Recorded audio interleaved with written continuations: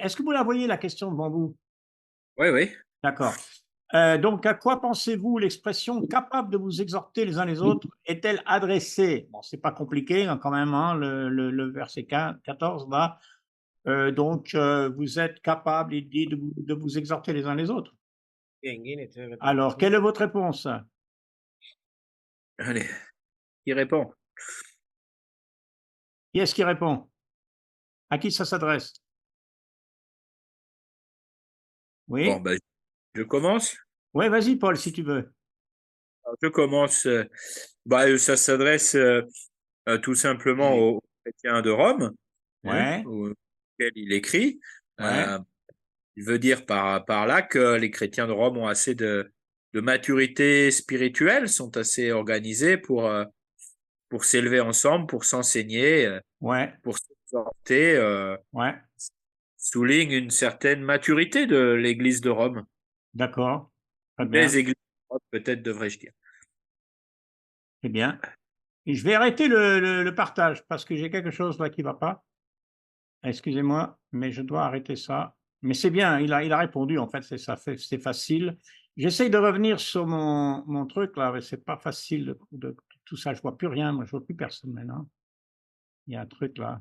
Le Je vais arrêter le partage parce qu'il faut que je voie un petit peu tout le monde. Voilà, c'est ça. Ah ben ils sont 2 là-bas, c'est ça.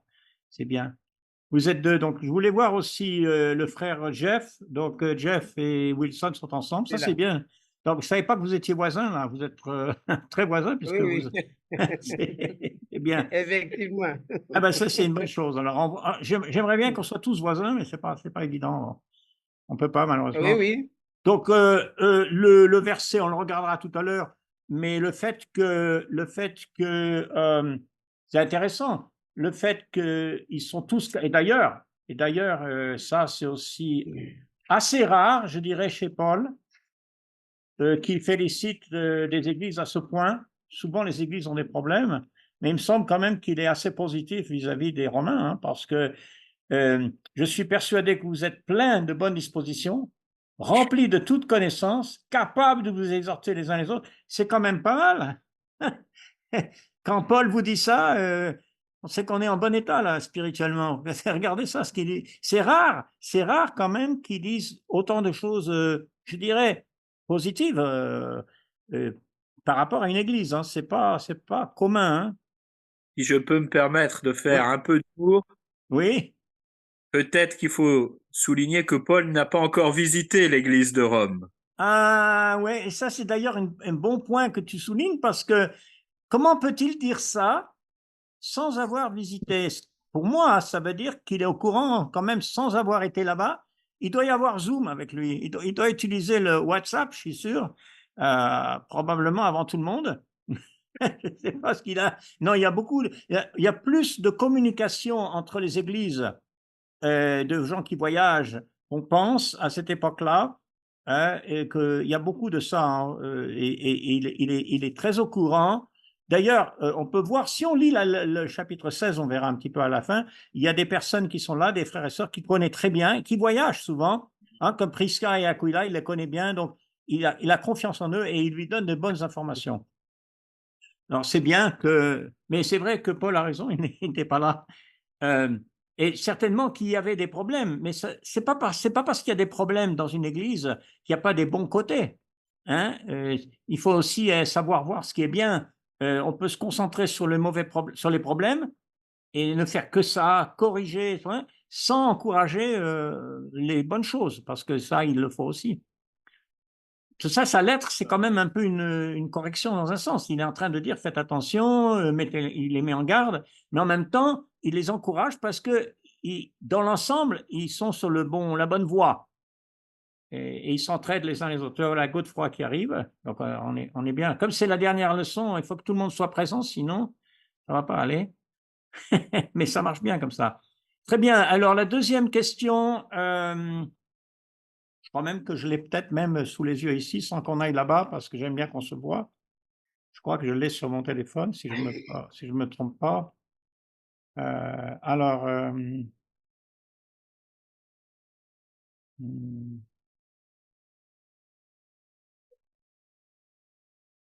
par la parole et par les actions, par la puissance des miracles, des prodiges, par les puissances de l'esprit.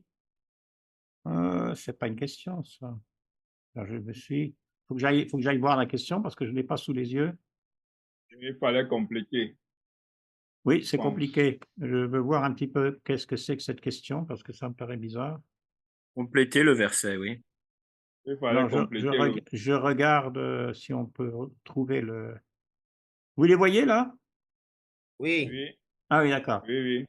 Ah oui, oui, oui, c'est ça. Ah, d'accord, d'accord, d'accord. Je comprends maintenant. Oui, oui bah, c'est compliqué sans être compliqué parce que si vous regardez le langage, donc, par la puissance des miracles, des prodiges, par la puissance de l'Esprit de Dieu, par la parole et les actions, et ça concerne Paul quand il va aller à Rome, il va faire des miracles, il est un apôtre, des prodiges.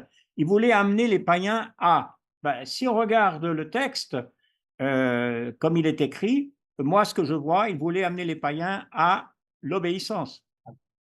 Vous voyez ça au chapitre 15, verset 18? Oui, oui. Oui, oui, Donc, c'est ça. oui, oui. Je note d'ailleurs une chose, parce que je n'avais pas remarqué, mais je le remarque là maintenant, si vous voulez, que au moins 4 fois dans la lettre, il parle de l'importance de l'obéissance. Alors, je vous signale ça, vous l'avez déjà vu, mais c'est au premier chapitre. L'évangile, ça consiste à amener les païens à l'obéissance. Chapitre 6, 17, vous avez obéi de cœur à la règle de doctrine que vous avez reçue.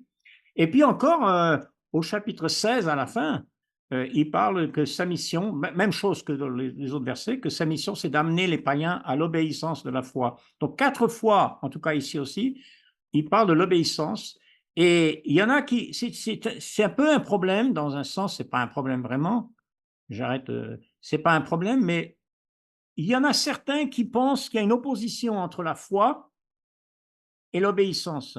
Hein, parce qu'ils confondent l'obéissance et le salut par les œuvres. Ils pensent que quand on parle d'obéir, ça veut dire qu'on est sauvé par les œuvres. Donc ils disent, il ne veut pas parler de l'obéissance, comme si la foi et l'obéissance ne vont pas ensemble. Et ça, c'est un problème, et je crois qu'il faut y réfléchir, parce que je ne crois pas que la foi, c'est simplement quelque chose dans la tête, comme on dit, hein. Ah, je crois à ça, oui, ça c'est pas ça la foi biblique. La foi au sens moderne, je crois, ça veut dire quelque chose dans la tête, mais au sens biblique, la foi, ça implique une vie. Hein. Le juste vivra par la foi, on l'a vu au tout début de Romains 1, verset 18, il cite le prophète Osée. D'ailleurs, quand on lit le prophète Osée dans le contexte du chapitre 2, là, c'est intéressant parce que juste avant de dire, Osée, juste avant de dire le juste vivra par la foi, il dit, les orgueilleux, Dieu va s'en occuper, ça va mal aller pour eux. Et juste après ça, il dit, le juste vivra par la foi. Alors ça, c'est un contexte, un contraste intéressant. Et bon, on va parler là-dedans. Il y a Godefroy qui est là, c'est bien. Donc, on va aller tout de suite sur la troisième question. Hein, donc, il veut amener à l'obéissance. Hein. Que voulait dire y être accompagné par vous? Alors ça, c'est intéressant par contre. Cette traduction, y être accompagné par vous, quand il veut aller en Espagne, est un peu un problème. Alors, qu'est-ce que vous dites quand vous voyez être accompagné par vous? Comment vous le comprenez? Bon, il y a un problème de traduction un petit peu. Si vous avez regardé le commentaire de Beatty, vous verrez qu'il explique un petit peu. Est-ce que quelqu'un a pu regarder le commentaire et avoir une idée de... on dirait que Paul, il a une petite idée là, parce qu'il a l'air de vouloir nous dire là quelque chose. Oui? Oui, j'ai regardé le commentaire, mais peut-être un frère veut répondre. Hein, je ne veux pas Pourquoi pas, Wilson ou Godefroy ou Olivier, qu'est-ce que vous avez dit, qu'est-ce que vous avez dit pour cette traduction, être accompagné? C'est ça qu'il dit, hein? Bon. Normalement, Pour quand moi, on le voit en français, c'est facile, mais qu'est-ce que vous pensez? Oui? je voulais dire que pour moi, je comprends ça comme si l'apôtre espérait que les frères spirituellement l'accompagneraient à travers la prière et pourquoi pas matériellement à travers les finances, Oui, oui, l'aide matérielle. oui, C'est oui, pour ça que je comprends. oui, d'accord, d'accord. Oui, bah, c'est une bonne réponse. Quelqu'un d'autre a quelque chose à dire? Oui, effectivement, moi, si je peux augmenter un peu, Ouais, Je peux dire que selon moi, effectivement, Paul avait aussi quand même cette ambition oui, d'accompagner aussi le frère dans le cadre social ou dans le cadre aussi matériel, comme le frère vient aussi de le dire, pour qu'ils puissent aussi bien voir comment ils peuvent toujours avancer dans le ministère vis-à-vis de sa mission qu'il avait. ouais, ouais, ouais, ouais, ouais. Alors, je comprends ce que tu veux dire. C'est un peu la même chose qu'a dit l'autre frère. Ça veut dire un accompagnement. Ça peut être un accompagnement spirituel, matériel, Amen. humain, une présence. Ouais, c'est un mot général, hein. C'est un mot assez riche. Donc, alors, il y a Beatty qui pense que pourrait s'agir du soutien financier, j'ai noté ici, hein, qui accompagnerait l'apôtre et lui permettra d'accomplir sa mission. Maintenant, Godet, dans son gros commentaire, là, très grand commentaire de 1000 pages, il explique, intéressant, qui va dans le sens premier du verbe, hein, du verbe qui veut dire être conduit plus loin, c'est-à-dire permettre à Paul d'aller plus loin. C'est intéressant parce qu'il y a Rome et puis il y a l'Espagne. Bon, c'est pas à côté. C'est-à-dire, j'aime bien l'idée de pouvoir aller plus en avant parce que des fois, dans notre mission, on veut s'arrêter, on est bien, on arrête là, mais pour l'œuvre de Dieu, il y a toujours d'aller plus loin. Donc, le verbe veut dire ça, effectivement. Le verbe propemphemai en grec veut dire aller plus en avant. Euh, et il dit aussi, Godet renferme les deux idées d'être accompagné par quelques-uns même des leurs et être pourvu de tout ce qui est nécessaire au voyage. Euh, une aide, un accompagnement pour une mission, pour une entreprise. D'ailleurs, je vais vous noter un verset. Si quelqu'un peut aller à la Bible pour regarder le chapitre 2, 2 Corinthiens chapitre 1, verset 16. Si quelqu'un a Oui, sa Bible, tu peux regarder là, Olivier ou quelqu'un. Si vous avez la Bible devant vous, 2 oui, Corinthiens 1, Oui, verset 16, où le verbe est utilisé. alors, oui, 1 Corinthiens 16. Non, Ah, 2 Corinthiens 1, verset 16. 2 Corinthiens 1, 16, oui, pardon. Oui, tu Je peux irai lire. vous pour me rendre en Macédoine, puis revenir de la Macédoine chez vous, et vous m'auriez fait accompagner en Judée. Ouais. Alors, je crois que là, et ce qui est intéressant, c'est que là, dans ce verset, c'est clair qu'en 2 Corinthiens, c'est un accompagnement personnel.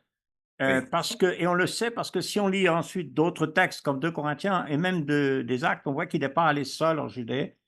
oui, Et que donc la présence d'un autre frère, la présence, Paul ne voyageait pas seul, Paul ne faisait pas les choses seul, sauf quand il était abandonné de tout le monde, comme apparemment c'est arrivé, mais il avait pour habitude de travailler avec d'autres. Son travail d'évangéliste, Paul, ce n'est pas un travail d'un solitaire, c'est un travail en groupe, en équipe. Je crois que c'est important parce que le chrétien tout seul, l'évangéliste tout seul peut faire des choses, mais Dieu l'a pas destiné à être tout seul parce que Jésus a choisi 12, ils sont allés deux par deux, etc., etc. Donc, et au-delà même de ça, de l'évangéliste qui est avec un autre frère ou même plusieurs autres frères, même les églises doivent s'encourager, les églises ensemble doivent s'entraider. Il y a une entraide dans les églises, il y a un soutien mutuel par la prière, par les finances. Les églises d'Achaïe et de Macédoine ont contribué pour les pauvres de Judée. Alors on voit que l'idée de l'autonomie, il y a une indépendance de l'Église, mais ce n'est pas une indépendance existentielle, ce n'est pas une indépendance de nature, c'est une indépendance d'organisation, ce n'est pas la même chose. Mais on est fraternel, on est en communion avec des frères de partout, hein, d'en Afrique, de partout. Le royaume de Dieu, il couvre la terre. Le royaume de Dieu, il est partout. Donc, c'est important de développer des liens fraternels et de ne pas rester forcément qu'entre nous. C'est pas non plus ce que Dieu voudrait, hein. Donc, peut-être dans cette idée d'accompagnant, il y a plus l'idée encore de l'accompagnement personnel. C'est drôle d'ailleurs que Beatty ne semble pas le dire et que même. Parce que quand on voit ce verset, 2 Corinthiens 16, on voit qu'il s'agit de personnes, carrément des frères, quoi. Donc, c'est pas mal aussi de voir ce côté-là. Bon, je Oui. crois que c'est bien. Si on allait donc à moins qu'il y ait autre chose à dire, hein. Alors, alors, qu'est-ce que voulait faire Paul avant de se rendre à Rome? Qui veut répondre? Ça, c'est pas compliqué. Olivier, est-ce que tu sais ce que Paul voulait faire avant d'aller à Rome? Bon, avant que Paul n'aille à Rome, il voulait aller en Espagne, je pense. Bon, il voulait aller à Jérusalem, vraiment. Il voulait aller à Jérusalem. Ouais, d'accord. Pour aider les frères, c'est-à-dire la nécessité. Oui, Ouais. parce qu'il avait collecté les fonds qu'il a rassemblés en Macédoine, en Achaïe. Donc, Ouais. il voulait d'abord aller aider les frères avec cette cagnotte avant maintenant de pouvoir aller à Rome. Oui. Et c'est parce qu'il écrit de Corinthe, je pense. Donc là, il recueille des fonds parce que l'époque où il écrit, c'est à peu près quand il y a eu à l'époque de l'empereur Claude, l'empereur de Rome, qui a régné pendant 14 ans quand même. À l'époque de l'empereur Claude, il y a eu une ou deux famines importantes, et en particulier en Judée. Et donc, c'est à cause de ces famines qu'il fallait aider les pauvres de ces églises-là. Donc, effectivement, il voulait faire ça avant d'aller à Rome et ensuite d'aller en Espagne. Bon, il n'a jamais été en Espagne. Apparemment, on ne voit pas qu'il ait pu aller en Espagne. C'est ce qu'il aurait voulu faire. Mais bon, comme quoi, il regardait toujours plus loin. Peut-être s'il avait pu, il aurait été en Amérique, mais bon, je ne pense pas. Et, en tout cas en France ou ailleurs. Mais il voulait aller toujours plus loin. Il le dit d'ailleurs dans Romains, il dit pour ne pas bâtir sur les fondations d'un autre, pour aller là où l'évangile n'a pas encore été entendu, n'a pas été annoncé. Et il y a beaucoup, même dans le monde d'aujourd'hui, je pense par exemple à l'Afrique, moi-même, il y a beaucoup d'endroits, il y a des pays en Afrique où les gens ont entendu peut-être du christianisme, mais ils ont besoin, par exemple, de la Bible, ils ont besoin d'enseignements, ils ont besoin de personnes, surtout dans les pays musulmans, où il y a beaucoup de pays d'Afrique qui sont islamiques, et ces gens-là ont besoin, parce qu'ils n'ont jamais eu l'occasion souvent de connaître la Bible, la parole de Dieu. Donc, il y a beaucoup d'endroits dans le monde comme ça, hein. Voilà, donc ça, je crois que c'est important. Bon, il y a une question écrite, un court paragraphe sur la prière, d'après le texte de 15, 30 et 32. Je ne sais pas si vous voulez, si un ou deux de vous a fait ça. Est-ce que vous avez écrit une prière qui est basée sur ce verset? Ça, c'était une question. Est-ce que quelqu'un a pu faire ça? C'est un bon exercice? Oui. Oui, alors. Les versets, c'était, j'avais dit quoi? Ah oui, chapitre 15, 30 à 32. Donc, on connaît le texte. Est-ce que quelqu'un a pu écrire cette prière ou pas? Je vous exhorte par notre Seigneur Jésus-Christ, par l'amour de l'Esprit, à combattre avec moi. Bon, c'est pas difficile, une prière. C'est la même chose. On dit la même chose, mais sous une forme de prière. Hein, il aurait pu dire, au lieu de dire, je vous exhorte, et par l'amour à combattre avec moi, il peut dire, je prie le Seigneur, hein, je prie notre Père, hein, de combattre avec moi, d'adresser à Dieu des prières en ma faveur. Intéressant, hein, il adresse des prières en ma faveur, pour être délivré des incrédules. Donc, tout ça, c'est une exhortation, ça peut devenir une prière, mais c'est bien comme prière, qu'on regarde bien. Il y a beaucoup de passages où Paul demande de prier pour lui, par exemple, Éphésiens, chapitre 6, vers la fin, il demande qu'on prie pour lui, pour son travail, à cause des difficultés qu'il va rencontrer. Il y en a beaucoup des demandes de prière de Paul, il y en a beaucoup. Eh bien, on a prié pour nos frères et sœurs. La prière, le problème, la prière, c'est que pour prier de cette manière-là, c'est là qu'on voit à quel point on croit, à quel point notre foi est solide en Dieu, que vraiment on prie en attendant, en sachant que quand on prie, on met en route quelque chose, on met en route un processus qui n'a pas lieu si on ne prie pas, parce qu'on peut penser que les choses vont arriver, et parce qu'avec Dieu, les choses peuvent arriver, les choses arrivent, mais Dieu veut qu'on collabore, Dieu veut qu'on contribue à son travail, et la prière, c'est peut-être la contribution la plus importante. Qu'est-ce que vous pensez de ça?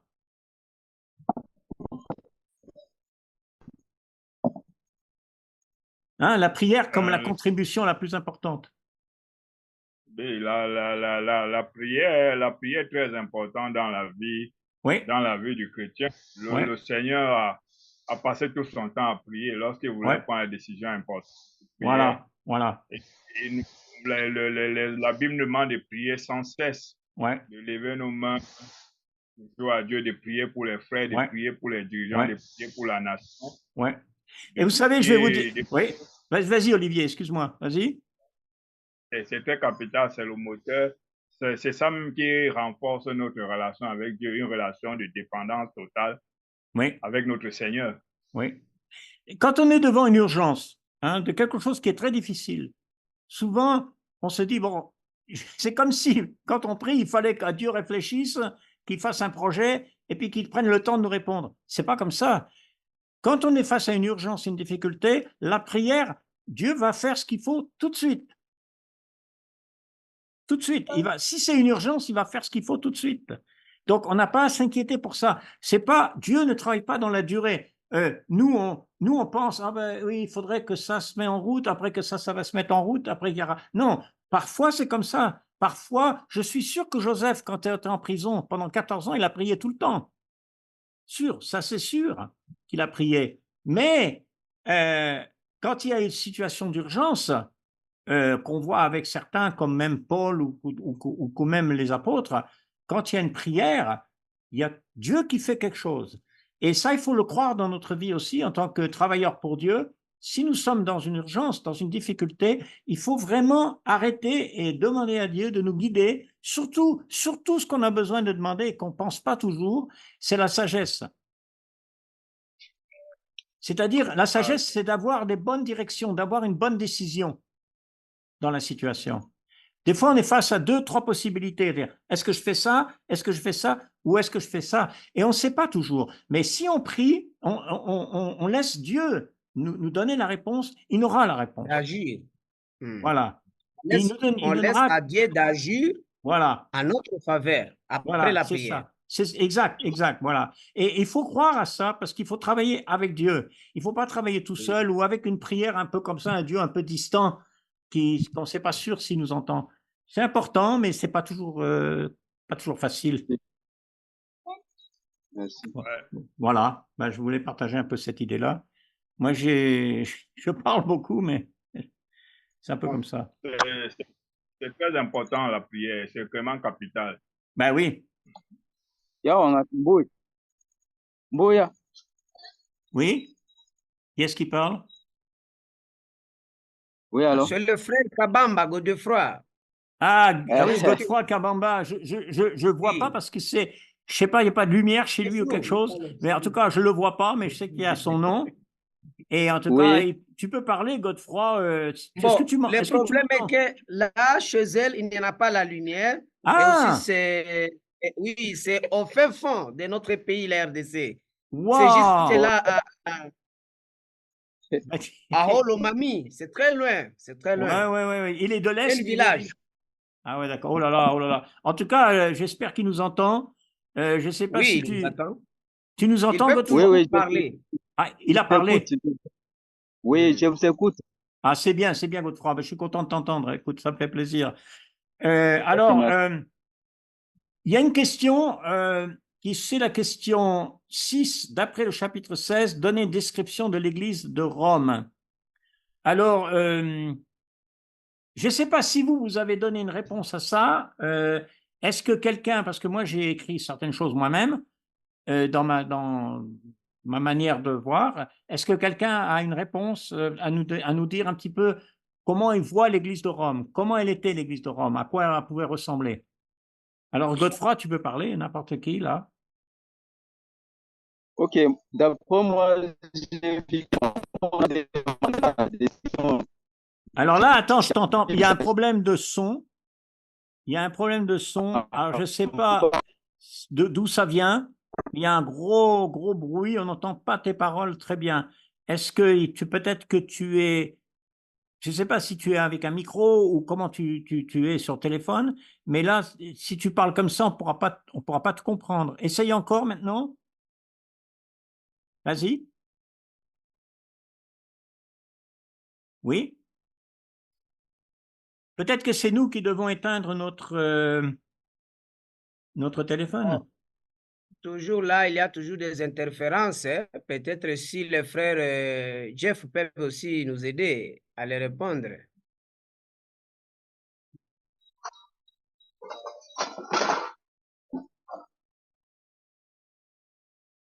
Alors, Allô, frère, parle. On vous attend, bon, frère. ok, je disais que au chapitre 16 là, bon, la description, ce que j'ai fait. Alors, du chapitre 16, verset 1 à 2. Donc là, on voit la recommandation ou bien les recommandations des FOIB, comment on a recommandé FOIB pour aller donner les dons, je pense. Est-ce que vous me suivez? Oui, on vous suit, mais peut-être les frères Yann peuvent aussi répéter la question en soi.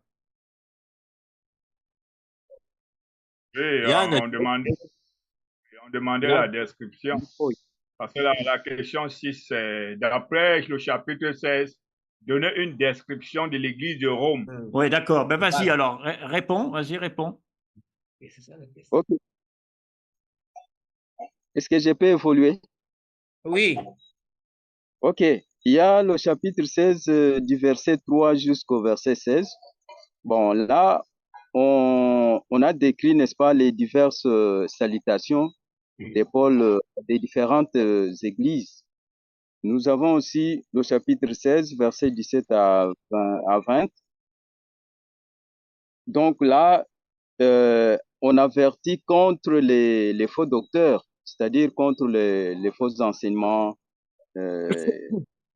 bien enseignés. Allô? on vous écoute, frère. Ok, ça va. Donc, le chapitre 16, verset 21 jusqu'à 24. Donc là, il y a les salutations pour les compagnons de Paul.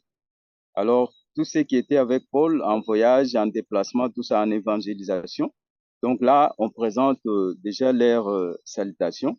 Et le chapitre 16, verset 25 jusqu'à 27, là, on parle des louanges. Comment on doit donner la gloire à notre Dieu. C'est-à-dire, c'est Dieu qui mérite cette gloire-là. Ce n'est pas ça, Pardon? ce n'est pas ça la question. Donne un peu une D'accord. Ok, description. Je vais parler plus.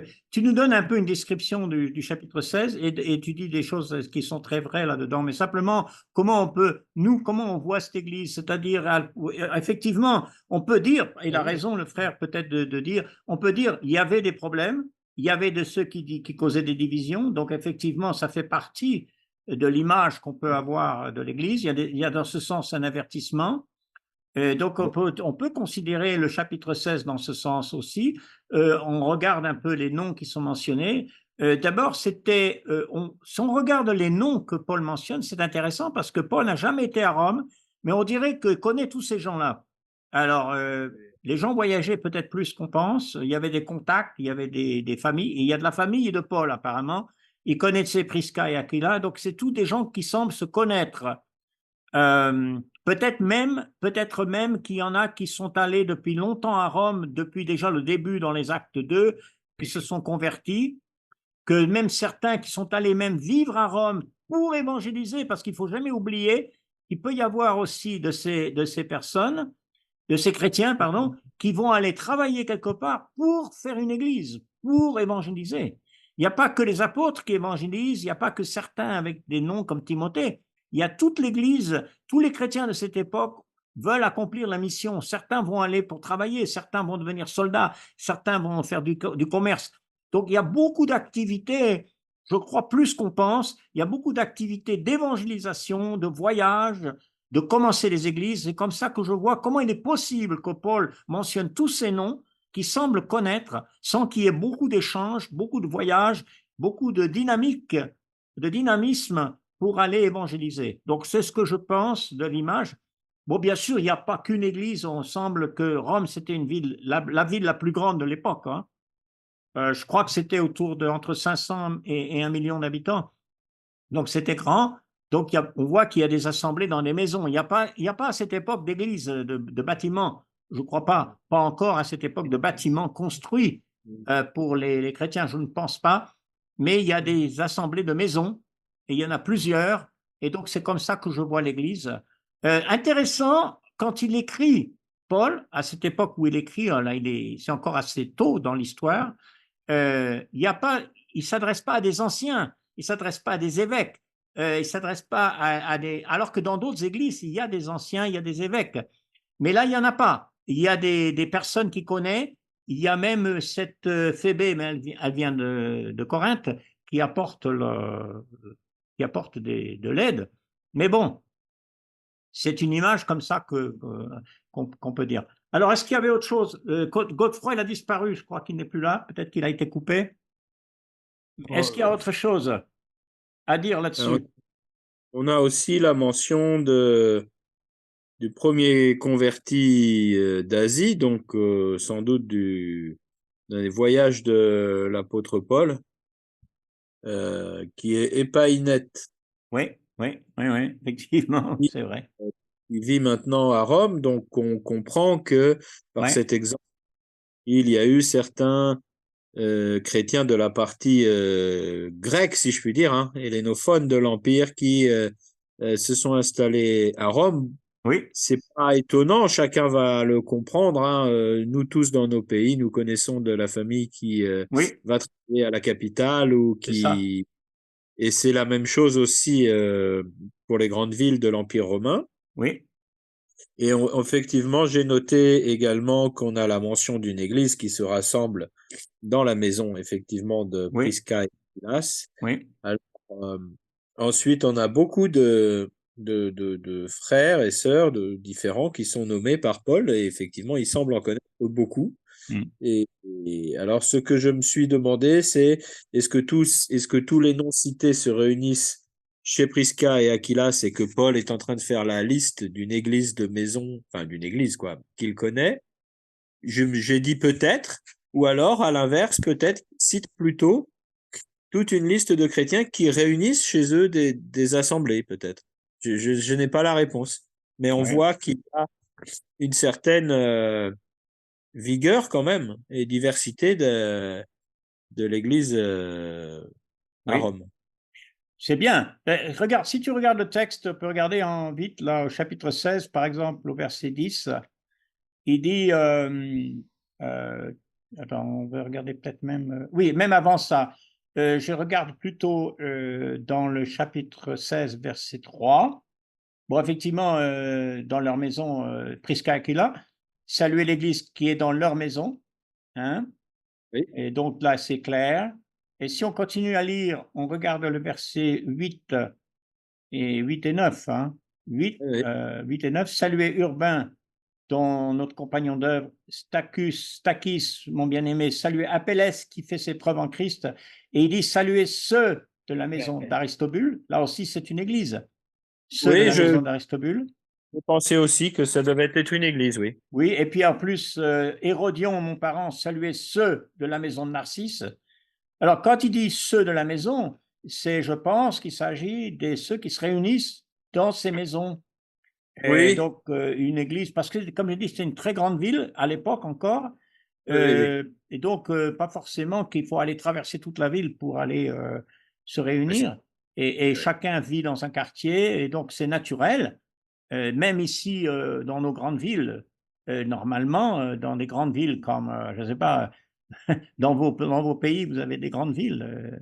Je ne sais pas, Bukavu, si c'est grand, mais je crois que c'est déjà une ville assez grande. Bukavu, c'est la 3e ville de notre pays. Oui, alors tu vois, c'est grand. Imaginez même Kinshasa ou des villes comme ça. Eh bien, c'est presque normal, ou Lubumbashi, c'est presque normal qu'on va avoir, à un moment donné, quand l'évangile grandit, on va avoir 10, 15, 20, 30, 40 assemblées. D'ailleurs, aux États-Unis, ça existe. Hein, parce que même ici, dans notre ville, ici où je suis moi, à Bilène, il y a 120 000 habitants et il y a 45 églises du Christ. Donc, je veux dire, C'est pas si grand comme ville, mais il y a beaucoup d'églises.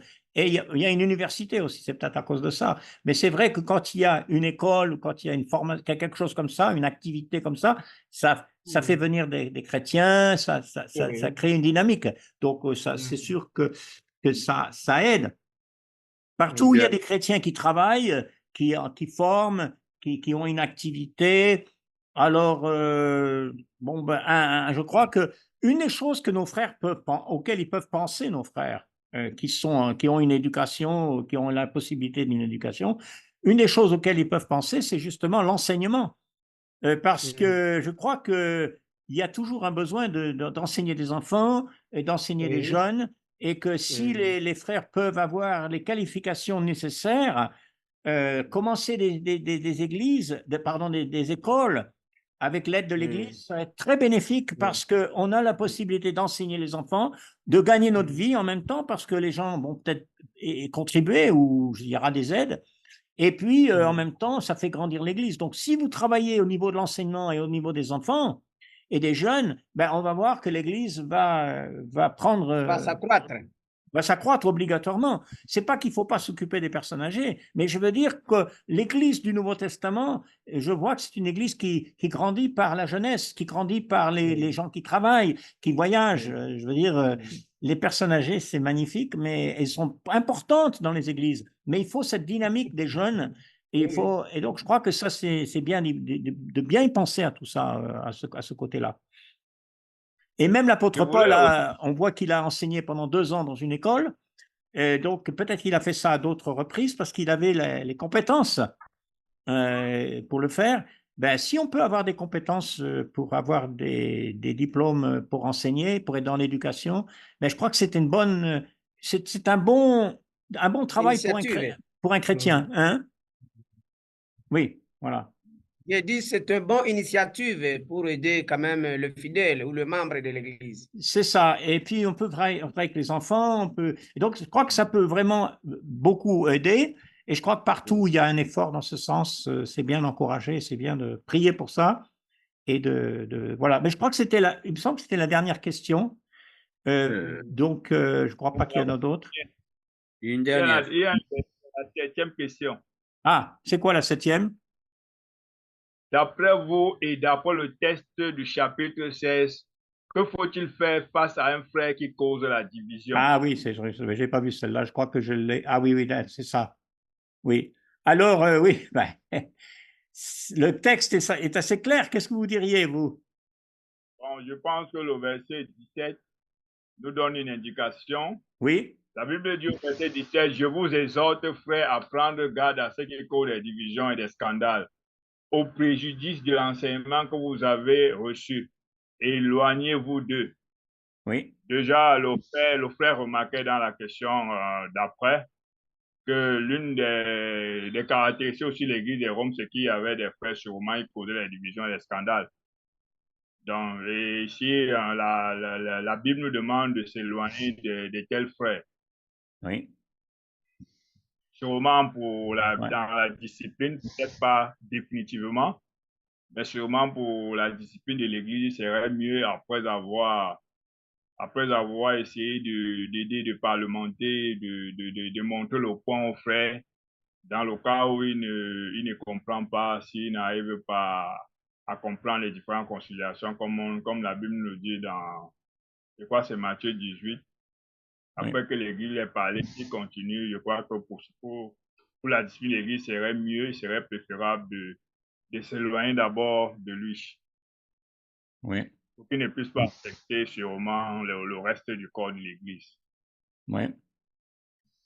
Oui, alors quand il dit de prendre garde, quand il dit il faut s'éloigner, j'ai noté, il faut prendre garde à ceux qui causent des divisions.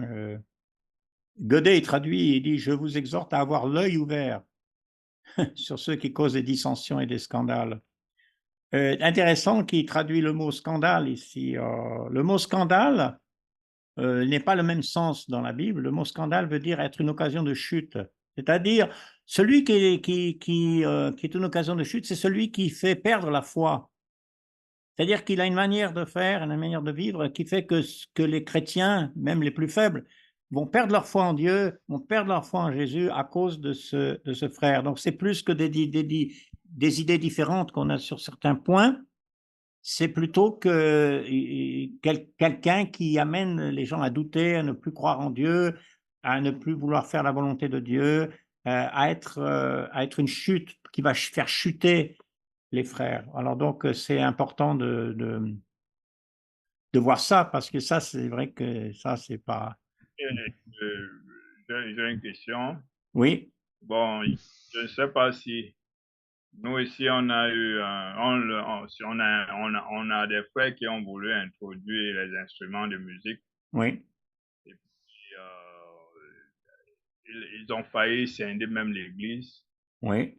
Parce que là, ils ne comprenaient pas, on leur a montré le point sur les alliances, l'ancienne alliance, que nous sommes anciens alliances. Pourquoi aussi, on leur pose les questions, pourquoi également ils n'introduisent pas le sacrifice des animaux, s'il faut revenir, s'il faut danser.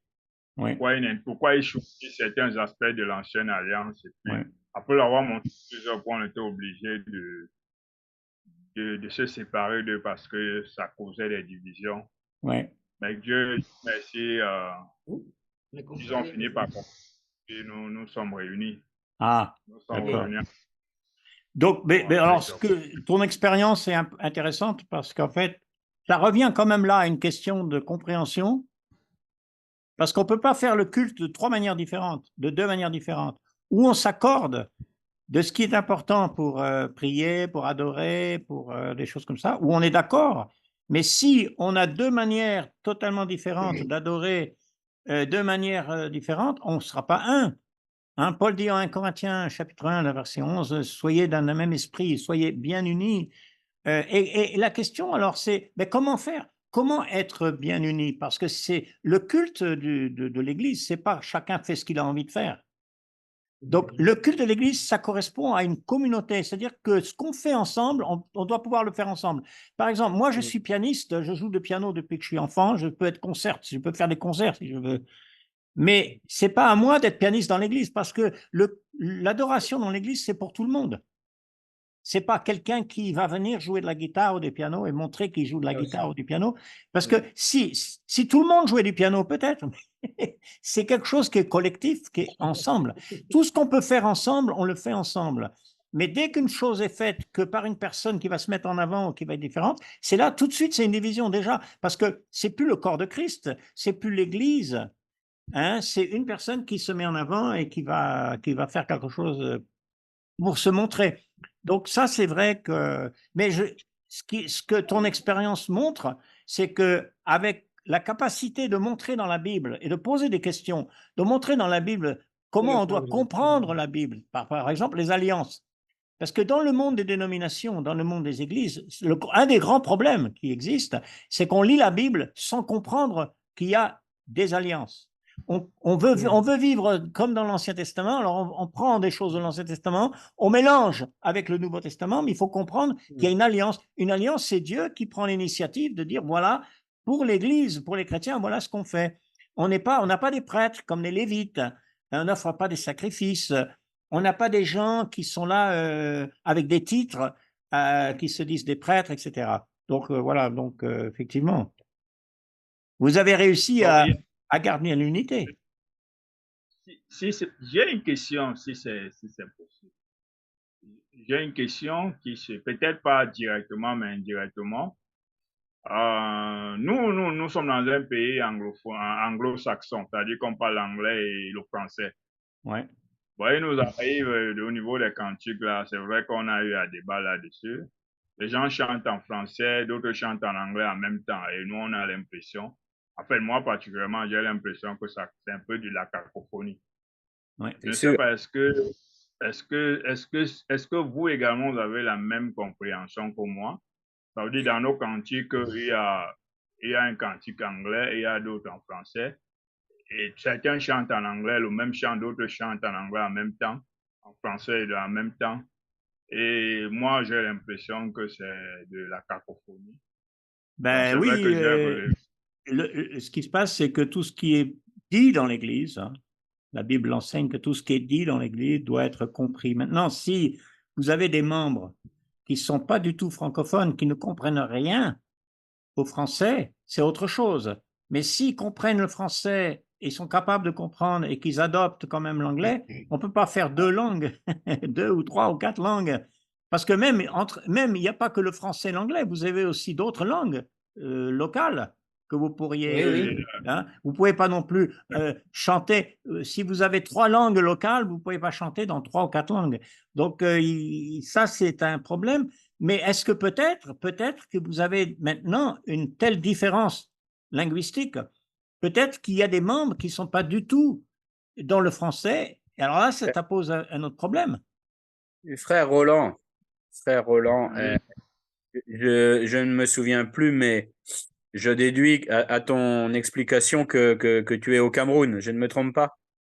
Oui, c'est au Cameroun. Ah, ouais. Donc, il y a la partie anglophone, effectivement, hein, de l'ouest du Cameroun, mais ce que je connais, tu me diras si je me trompe, hein, si c'est le cas dans ton assemblée, c'est que la plupart des Camerounais francophones parlent quand même un peu ou correctement anglais, et je pense qu'il y a peut-être une solution qui peut être intéressante, c'est que on essaye de chanter. Je ne sais pas quelle est la proportion, si c'est vraiment moitié-moitié anglophone, moitié francophone.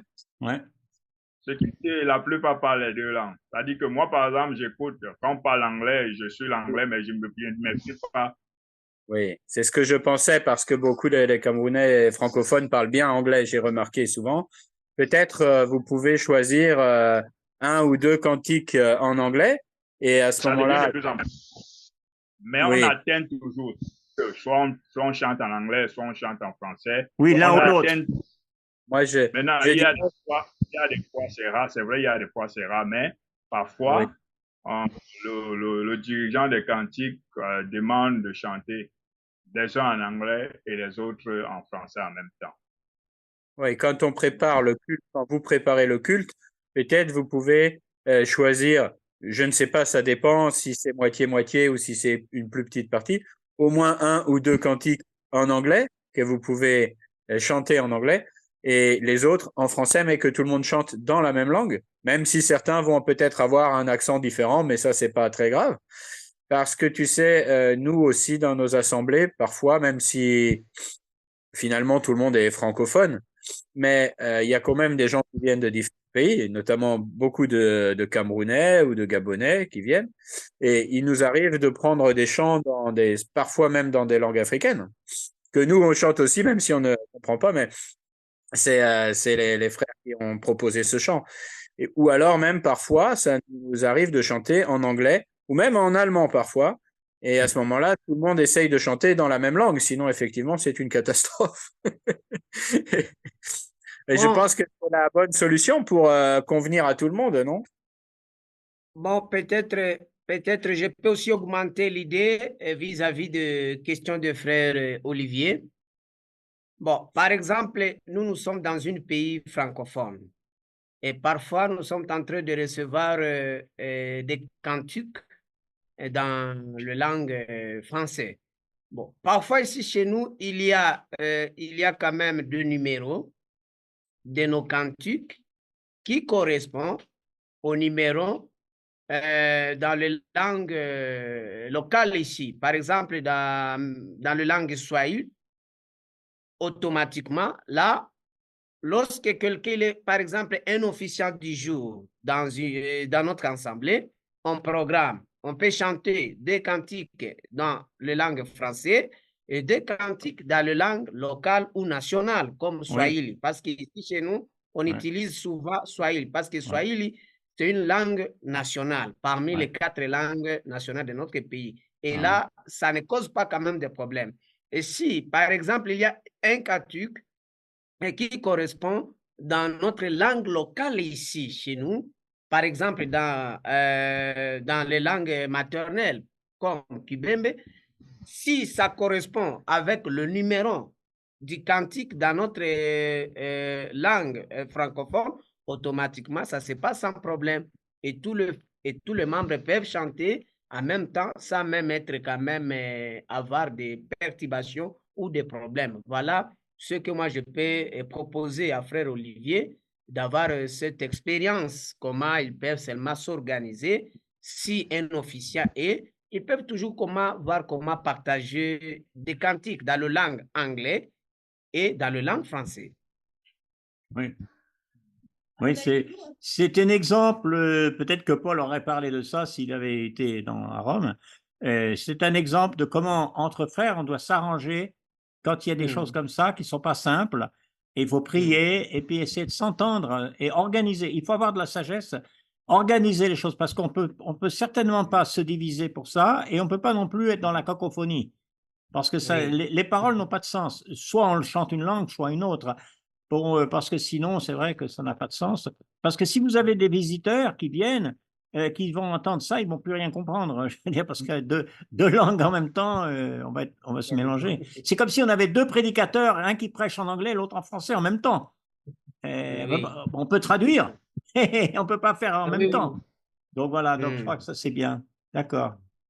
Mais c'est bien, écoutez mes frères, je crois qu'on a bien fait le tour là, un petit peu des questions. Moi, je vais regarder, je vais revenir ici, on va regarder un tout petit peu le texte biblique, si j'arrive à retourner là où j'étais. Toujours un truc ici. Ah oui, ici. Alors, on va arrêter là et on va aller plutôt là. Non, c'est pas ici que je voulais aller, c'est ici. Est-ce que vous voyez le texte de la Bible? Oui. Oui. Oui. Bon, on va vite aller parce que c'est pas très difficile, hein. Chapitre 15, voilà. Cette Bible avec les trucs là, que j'ai soulignés, toutes les notes, je vous l'enverrai, hein, cette version, parce qu'il y a des notes, il y a des textes, des références. Donc elle est terminée, je vous l'enverrai un exemplaire. Alors, chapitre 15, verset 14, voilà. Bien, je vais faire un peu plus grand. Oups, c'est pas ce que je voulais. Voilà, c'est ça que je voulais ici. Ah. Celui-là, il faut que je l'enlève. Voilà. Quelques notes pour le vocabulaire ici qu'on a. Voilà. Verset 14. Ce qui vous concerne, mes frères, je suis persuadé que vous êtes pleins de bonnes dispositions. Alors ça, c'est la seconde. Hein. Bon, le mot, il veut tout simplement dire bonté. Alors, traduire bonne disposition, plein de bonté. Donc, la bonté est un concept important. Un Dieu bon. On doit être bon. Avec les autres, on ne peut pas être méchant ou dire de mauvaises choses. Donc, c'est important ici, j'avais voulu souligner. Il y a une autre chose ici, ce verset 16. Ok, il est important ce verset parce que les prêtres catholiques, moi j'ai parlé pas mal avec les prêtres catholiques, ils utilisent ce verset pour dire qu'on peut être des prêtres dans l'Église. Je vais vous montrer pourquoi. C'est assez important, si vous le voyez, le verset. Alors, je vous ai écrit avec une sorte de hardiesse comme pour réveiller vos souvenirs à cause de la grâce que Dieu m'a faite d'être ministre de Jésus-Christ. D'accord? Hein? Parmi les païens, m'acquittant du divin service de l'Évangile, afin que les païens lui soient une offrande agréable. D'accord? Il y a deux mots ici. D'abord, le mot ministre qui est employé ici, c'est un mot qui est assez rare dans le Nouveau Testament, mais qui est lié aux prêtres, qui peuvent être liés aux prêtres qui accomplissent le service divin. Donc, le leiturgon ici dans le grec, hein, c'est un prêtre, une sorte de prêtre qui pouvait exister. Et puis aussi un peu plus loin, et j'ai mis une petite note ici, leiturgeo, service sacré du prêtre qui offre des sacrifices, des offrandes. Les prêtres vont prendre ces passages-là, ils vont parler d'être ministre de Jésus-Christ, un mot qui pourrait être utilisé pour prêtre et le mot offrande. Mais si vous lisez les versets, vous voyez qu'ils ne parlent rien du tout de ce qu'on pense comme la messe ou de confesser les péchés, de tout ce que font les prêtres. Ce que Paul est en train d'expliquer, c'est que le travail d'annoncer l'évangile, c'est un travail dans un sens d'un prêtre, dans le sens où le prêtre offre des offrandes. Mais c'est quoi ces offrandes? Hein? C'est quoi ces offrandes? Toute la Bible nous l'explique. C'est que le chrétien, le chrétien, il offre des offrandes, il offre à Dieu des sacrifices. Romains 12, on a vu, hein, offrez vos corps comme un sacrifice vivant, agréable à Dieu.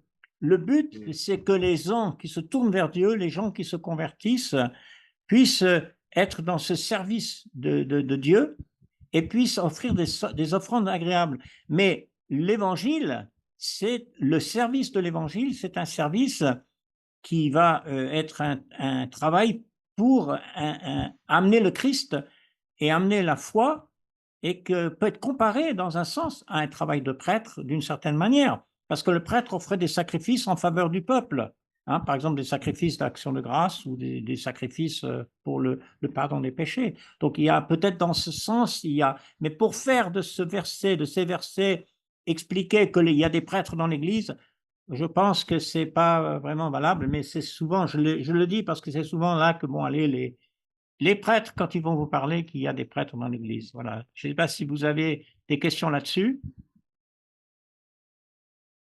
Non? Ben voilà ce que j'ai. Oui? Pas de remarques? OK. Allô? Bon, en tout cas, selon moi, il n'y en a pas de remarque parce que c'est clair selon votre explication. Oui. Vis-à-vis de cette observation de ce verset. Oui. Oui, et puis tu vois que je pense aussi que si tu regardes le texte, afin que les païens lui soient une offrande agréable, c'est-à-dire que quand les non-juifs, les païens se convertissent, ça devient une offrande à Dieu, mais ce n'est pas des animaux qu'on sacrifie. Oui. C'est des gens qui sont sanctifiés par l'Esprit, qui viennent s'offrir à Dieu. Et c'est vrai que quand on annonce l'Évangile et qu'une personne sort du monde et obéit à Christ et devient sauvé, c'est une offrande à Dieu, c'est beaucoup mieux qu'un sacrifice d'animal, parce que c'est un sacrifice d'une personne vivante, donc ça se comprend dans ce sens. Voilà. Là, c'est clair. Et ce n'est pas réservé à une catégorie de personnes qui s'appellent des prêtres, parce que par exemple, quand il y a un Timothée ou un Tite ou même d'autres chrétiens qui annoncent l'évangile, comme Prisca et Aquila, ils font la même chose. C'est pas réservé à une catégorie de gens qui font la messe. Donc ça c'est assez clair, hein, que je pense. Voilà, alors on avait vu le verset 18, hein, je n'oserais mentionner aucune chose que Christ n'ait pas faite par moi pour amener les païens à l'obéissance. Donc j'ai noté ici dans le texte, je vous ai mis les références. Il y a 3 autres références dans Romains à l'obéissance, hein, je les ai notées là, tout petit, mais vous le verrez. Bon, la puissance des miracles, des prodiges par la puissance de l'Esprit de Dieu.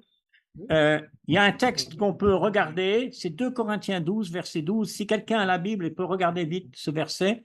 2 Corinthiens 12, verset 12, où où Paul explique les miracles faits par les apôtres. Si vous avez ce texte, vous pouvez le lire.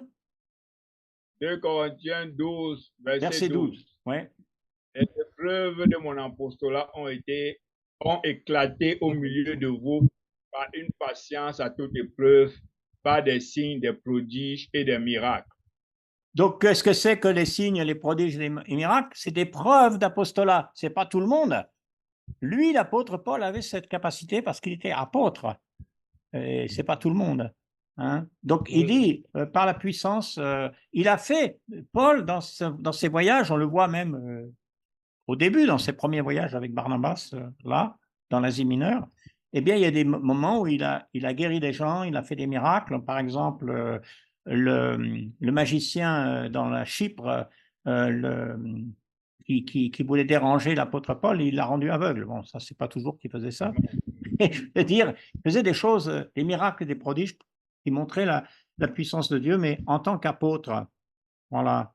Donc, si on continue, évidemment, Paul continue à citer l'Ancien Testament. Ceux qui n'avaient point été annoncés verront. Ceux qui n'en avaient pas entendu parler comprendront. L'apôtre Paul insiste beaucoup dans cette épître sur les non-juifs, sur les païens qui ont besoin d'entendre l'Évangile, qui peuvent être sauvés par l'Évangile. Il n'y a pas que les Juifs. Donc, Ésaïe 52, verset 15, Ésaïe 65, verset 1 sont mis ensemble ici pour parler de ça. Ésaïe parle beaucoup des non-juifs qui sont convertis, peut-être plus, je pense, que les autres. Et puis là, le verset 25, bon, il dit, je vais à Jérusalem pour le service des saints. Hein, la Macédoine, l'Achaïe ont bien voulu s'imposer une contribution. Ça, c'est le deuxième voyage de Paul, surtout. la Macédoine l'Achaïe, avec Silas, hein, et qui ont bien voulu s'imposer une contribution, mentionnée dans 2 Corinthiens chapitre 8 et 9, mais aussi 1 Corinthiens 16. Donc, alors, concernant la collecte de Corinthe, une chose intéressante, je ne sais pas si vous savez, Paul dit dans sa correspondance à Corinthe qu'il n'a pas voulu de soutien financier de eux. Il n'a pas voulu recevoir d'argent de eux.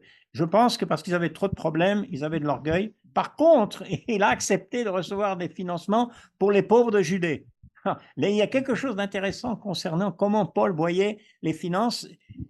Pour Paul, il ne s'agissait pas forcément d'accepter tous les dons. Il y a des personnes qu'il ne faut pas accepter les dons. Et il y a des genres de chrétiens qui vaut mieux dire non. Parce que pourquoi vous pensez, moi ça c'est une question que je vous pose, pourquoi que vous pensez qu'on ne peut pas accepter de tout le monde l'argent? Bon, je ne sais pas si moi je peux intervenir un peu. Oui. Bon, si on ne pouvait plus accepter de tout le monde ou de l'argent parce qu'on ne connaît pas là où d'ailleurs cet argent vient d'où et il vient dans quel mais aussi, est-ce que ce n'est pas de l'argent de sacrifice, par exemple, Oui. ou ce sont des dons ou collectes de différentes frères ou églises membres de la même corps? Alors par là, il faut être quand même aussi prudent en recevant à n'importe quel don. Il faut avoir quand même des précisions d'où vient ces dons, d'où vient cet argent pour que ça puisse quand même bénir l'avancement de frères comme Paul l'avait fait. Oui, c'est À ne bien. pas accepter tout le monde. Il faut être prudent. Oui, d'accord. Très bien. Déjà, si on regarde dans les Écritures, les Macédoniens sont d'abord donnés à Dieu. Oui. Avant d'offrir l'argent, on voyait des gens qui avaient de l'amour pour Dieu. Oui. Les gens qu'on nous a dit, je pense qu'il y a un passage, j'oublie un peu, où on les a même mis de côté parce qu'ils étaient pauvres, mais ils se sont dit non, on va contribuer. C'est-à-dire volontairement, on va contribuer. Donc, il y a le cœur de la personne qui donne. C'est très important. C'est-à-dire le cœur de la personne qui donne avec amour. Quand on donne avec amour, sûrement, on donne parce qu'on est en joie, on donne parce qu'on est reconnaissant, on donne parce que on sait qu'il y a un Dieu qui nous a donné en retour et on voudrait également partager cette générosité. Et je pense que Paul ne voulait pas recevoir de l'argent des personnes orgueilleuses qui pensent peut-être que c'est par leurs propres efforts, ça pourrait être une épine pour Paul. Et aussi, comme le frère le disait, on doit faire attention à ne pas recevoir n'importe quel don. Parce que le message de l'évangile, c'est un message propre, c'est un message saint. C'est un message où on a besoin de l'approbation de Dieu. Donc, celui qui gagne cet argent, il faut qu'il le gagne avec l'approbation de Dieu pour pouvoir mieux impacter les autres autour de lui. Ça, c'est bien. Ça, c'est très bien. Mais aussi par rapport à celui qui reçoit, c'est-à-dire que quand quelqu'un donne ou qu'une église donne, c'est pas que de l'argent, ça doit être un partenariat. Il doit y avoir un accord sur ce qu'on fait, pourquoi on fait ce travail, comment on le fait, parce qu'il y aura obligatoirement des dissensions, il y aura obligatoirement des bagarres. Si un il donne avec une attente, un esprit, l'autre et il n'a pas le même but, il n'y a pas d'entente. Donc il faut que c'est pas que simplement une question de cœur, il faut que ce soit on est de vrais partenaires et dans la prière et dans le but qu'on a. Comment on utilise, quel travail on essaye de faire. Donc, il doit y avoir un accord, comme on pourrait dire presque dans n'importe quelle entreprise, entre personnes, quand on se met ensemble, il faut qu'on soit d'accord dans quel but. Si on est dans un but opposé, on ne va pas faire un bon travail. Hein? Il faut quand même qu'on soit d'accord sur les buts et tout, et pourquoi on fait ce travail. Et donc, là, ça marche bien. Sinon, il n'y aura que des problèmes. Hein. C'est assez évident. Hein. Ce n'est pas très difficile. On est presque à la fin, là, il me semble. Alors, où est mon truc? Ici. Ouais, voilà. Donc, les pauvres, les incrédules. Alors, les incrédules de la Judée, c'est intéressant qu'il y a des incrédules en Judée.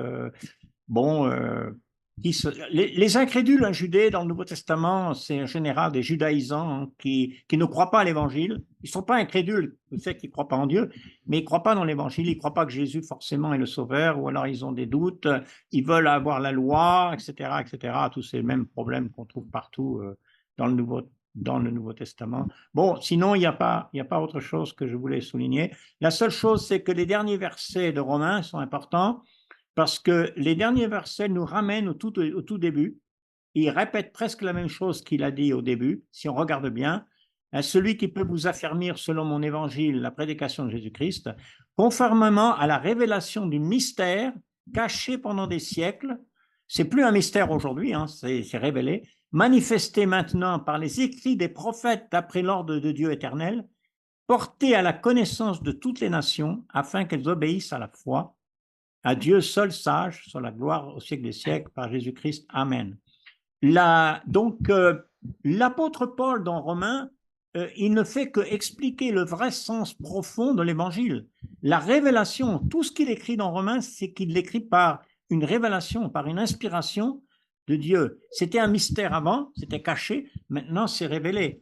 Alors, les gens qui mettent en doute l'apôtre Paul, et il y en a beaucoup, surtout dans le monde théologique, hein, dans les églises, il y a beaucoup qui mettent en doute l'apôtre Paul, qui disent que c'est n'importe quoi, qu'il a fait n'importe quoi. Je vous signale d'ailleurs, si vous êtes dans un contexte musulman, que les musulmans font la même chose, parce que les musulmans disent beaucoup de choses, mais il y a une chose qu'ils disent, bon, ils disent beaucoup de choses, mais une des choses qu'ils disent, c'est que les écritures de la loi, la Torah et l'Évangile, les écritures du Nouveau Testament, ont été corrompues. Bon, ils disent ça alors qu'en fait, le Coran dit qu'il faut suivre la Torah et les évangiles. Donc là, ils se contredisent. Une autre chose que disent les musulmans beaucoup, c'est que l'apôtre Paul a corrompu l'évangile, a corrompu le christianisme. Il ne faut pas écouter l'apôtre Paul. Bon, évidemment, ça les arrange parce que tout ce qu'a écrit l'apôtre Paul, s'il n'y a pas l'apôtre Paul, il y a beaucoup de choses qu'on ne comprend pas. Donc, c'est pour dire qu'il y a une attaque des écrits de Paul qui est courant, qui est très courant. Et même, je dis, dans la théologie aujourd'hui moderne, on a tendance à dire l'apôtre Paul, il faut le mettre de côté parce qu'on n'aime pas ce qu'il dit. Hein, quand il dit, quand l'apôtre Paul condamne l'homosexualité, ça nous dérange, alors on ne veut pas de ce qu'il dit. Et l'apôtre Paul, il dit que les hommes doivent prendre responsabilité. On n'a pas envie de ça. Alors finalement, on finit par se mettre de côté l'apôtre Paul. Bon, voilà, donc c'est pour dire, c'est bien. Écoutez, mes frères, j'apprécie que Paul est resté avec nous parce qu'il ne va pas bien. On va prier pour lui et pour sa famille parce qu'il a quand même des garçons à la maison. On va prier pour lui pour que le Covid il puisse se soigner. Moi, je crois que c'est le moment de prier pour ça et puis qu'on a bien fini. Alors, donc, ce dernier cours, il sera donc sur le YouTube. Je vais le mettre avec la liste, le playlist qu'on appelle. Et donc, vous aurez tous ces cours, vous pouvez les partager, hein, s'il y en a qui s'intéressent à étudier romain, qui veulent connaître mieux, c'est pas que pour nous, c'est pour diffuser, et ça n'empêche pas qu'on pourra faire ensuite le cours de romain. Eh bien voilà, écoutez, moi je pense qu'on pourrait faire prier maintenant, donc j'ai dit on pourrait prier pour Paul et pour sa famille, prier pour tous les frères en Afrique, chez vous, au Cameroun, et puis vous qui représentez qu'est-ce que j'allais dire, la RDC, Merci. le grand pays, Oui. très grand d'ailleurs. C'est presque impossible de voyager si on n'a pas l'avion. Eh bien, voilà, exactement. Oui, effectivement, ouais, parce que moi, j'ai pris l'avion un jour, j'étais à Kinshasa, j'ai pris l'avion pour Lubumbashi, et j'ai eu une expérience intéressante, c'est que l'avion a attendu 2 heures qu'il soit plein avant de partir. J'ai trouvé ça intéressant et c'est important parce qu'il a attendu pour que les gens arrivent. Et c'est normal parce qu'il faut du temps pour arriver à l'avion. Mais au moins, il n'est pas parti. Et donc, j'ai apprécié que les gens qui étaient en retard ont pu prendre leur avion. Mais ça n'arrive jamais par ici. Hein. Ça n'arrive pas, mais j'ai trouvé ça sympathique. On pense comme ça. Qu'on pense aux frères qui ont de la difficulté à se déplacer et à venir à être là pour l'avion. Et bon, c'est des expériences qu'on peut avoir. Comme ça. Et bien, écoutez, je ne sais pas, je vais peut-être. Oui, frère. Effectivement, vraiment, le Congo est très vaste d'une province et d'une autre. Comme vous venez vraiment d'épingler là, cela est vrai. De Kinshasa à Lubumbashi, c'est 2 heures. Bon, de Bukavu à Kinshasa, c'est 3 heures de l'heure. Voilà un peu cette différence. Là, ça demande beaucoup de moyens pour essayer de circuler dans toutes les régions. Bon, il faut toujours prier pour des frères de différentes régions, de différentes coins, parce que le Congo est très profond. Et nous pouvons avoir aussi besoin même d'évangélistes, de campagnes d'évangélisation dans des coins quand même au fin fond. Parce qu'il y a l'endroit là où quand même le christianisme n'existe pas. Ah oui. Parce que le Congo vraiment est très vaste, très vaste. Oui. C'est un grand pays. Oui. Mais il y a quand même...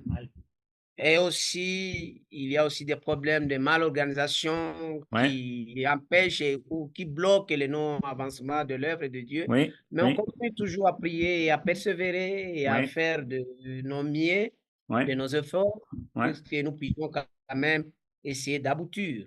Bon, à Lubumbashi aussi, c'est très vaste. Aussi, c'est une région aussi très vaste. Oui, c'est grand, Katanga, c'est très vaste. C'est très vaste. Bukavu aussi, c'est le deuxième ville, le troisième ville plutôt de notre pays. Aussi, c'est très vaste. C'est très vaste. Lorsque moi j'interviens en tant que le frère qui se trouve dans la ville, dans le centre-ville.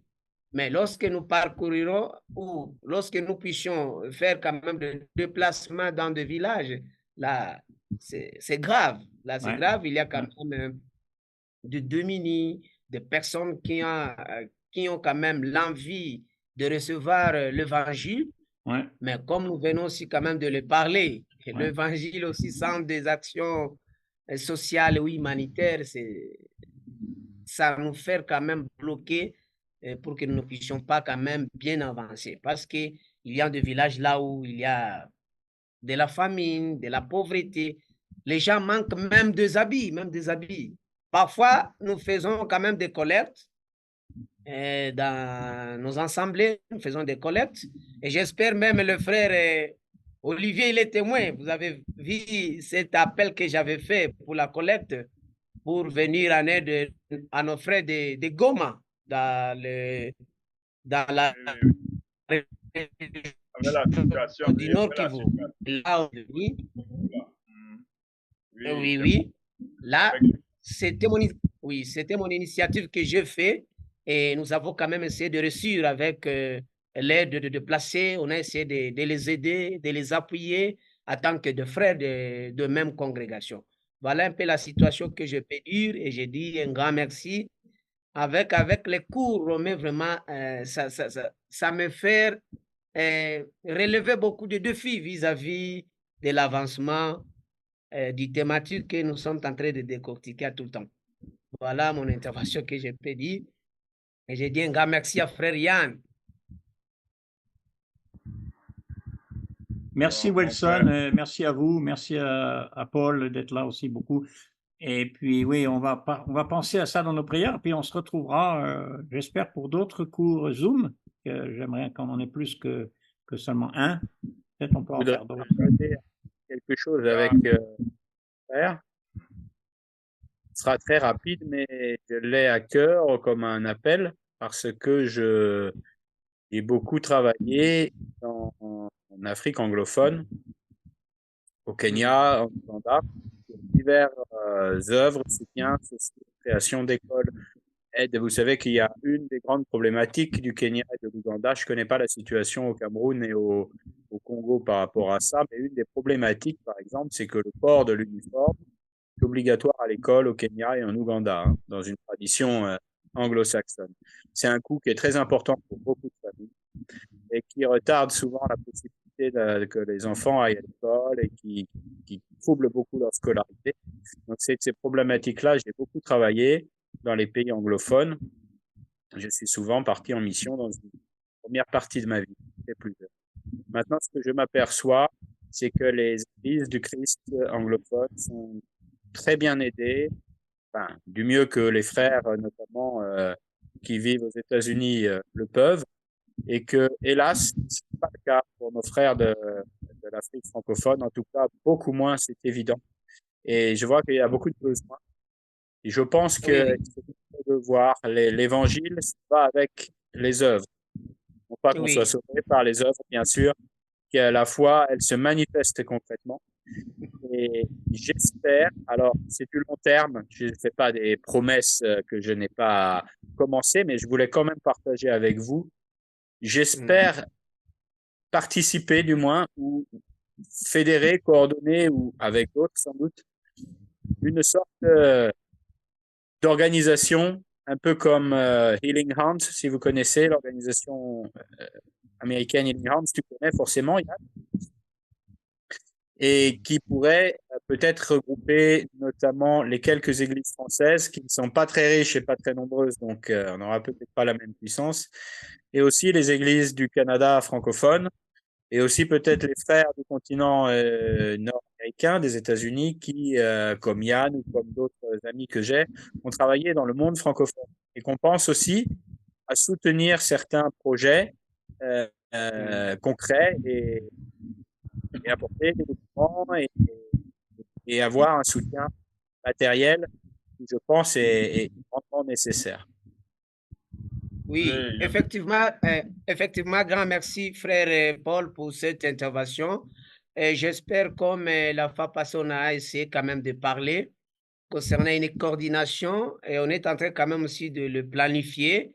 Et j'espère, je vais vous faire aussi une copie de proposition de cette coordination qu'on a essayé quand même d'initier pour entamer quand même ces différentes plaidoiries. Effectivement, avec des orientations, des conseils, et de vous, en tant que vous avez cette expérience, comme vous avez déjà travaillé dans l'Afrique francophone, et j'espère ce mieux aussi de venir vraiment en aide même dans des conseils, des orientations dans les églises francophones. Parce que dans les églises francophones, nous avons un grand problème parce qu'il n'y a pas quand même des actions concrètes sur le terrain.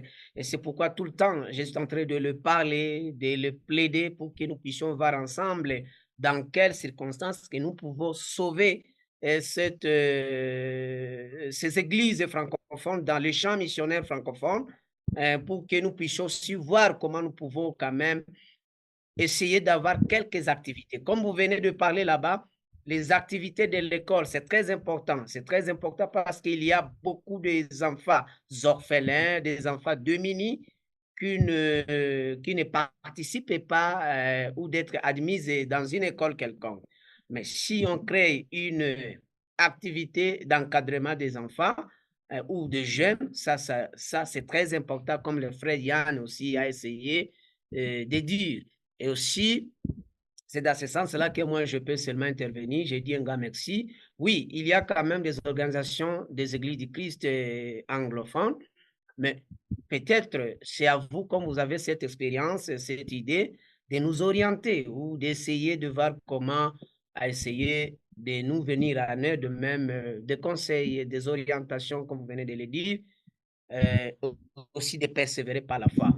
J'espère qu'avec cette comité, bon, je vais vous balancer pour vous envoyer ça, parce qu'on a déjà quand même essayé d'organiser ça ici dans le pays, aussi dans la région, et on va vous le faire pour essayer aussi de nous aider à nous orienter. Voilà un peu ma préoccupation, ma suggestion vis-à-vis de cette intervention. C'est très important, vraiment. Nous sommes en besoin. L'Église francophone n'a qu'une activité humaine ou humanitaire. Parce que ça aussi, ça contribue à l'évangile. Ça contribue à faire accroître l'Église dans notre pays et surtout dans l'Afrique centrale, dans le dans le grand lac, c'est-à-dire les 3 pays. Là, vraiment, ça demande. Et ce sont ici, en Afrique centrale, il y a beaucoup de problématiques de guerre, comme vous le savez, de la famine, et du chômage. Il y a beaucoup à épingler, mais nous espérons par la foi Dieu pourvoira seulement un bon jour avec Oui, toutes ces initiatives qu'on est en train de parler à nos frères. Merci, mon frère. Merci, frère Wilson, oui, c'est bien, oui. Il y a un mot à dire par rapport à l'aide parce que pour moi, il ne faudrait pas apporter l'aide pour apporter de l'aide. Il faut apporter de l'aide qui va permettre aux différents membres de devenir autonomes et d'aider d'autres. C'est-à-dire quoi? Moi, je suis dans un domaine au niveau de l'agro-pastoral où déjà avec le gouvernement, on essaye de mettre sur pied, bon ça c'est avec le gouvernement, on essaye de mettre sur pied des projets d'entraînement, c'est-à-dire que les gens qui vont former, qui vont s'autofinancer avec les tontines et tout ça. Ce qui fait que lorsque le gouvernement aide, les jeunes peuvent aider d'autres jeunes qui ont été aidés, que ça devienne un effet d'entraînement. Parce que c'est là, il faut qu'on ait une aide qui va nous permettre de s'auto-aider nous-mêmes ou d'aider d'autres frères. Et c'est pour ça que moi, je pense qu'il faut vraiment qu'il y ait d'aide, si c'est en petite quantité dans des secteurs porteurs qui vont essayer d'avoir un effet d'entraînement. Et qui correspond à l'économie réelle. Oui. Des besoins. Et nous, moi, j'ai cette expérience au niveau du ministère de l'Agriculture avec les jeunes que je fais.